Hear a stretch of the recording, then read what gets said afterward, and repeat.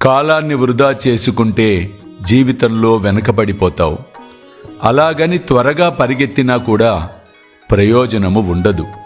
సమయానుకూలముగా వర్తించినచో అన్నిట్లో విజయము లభించును.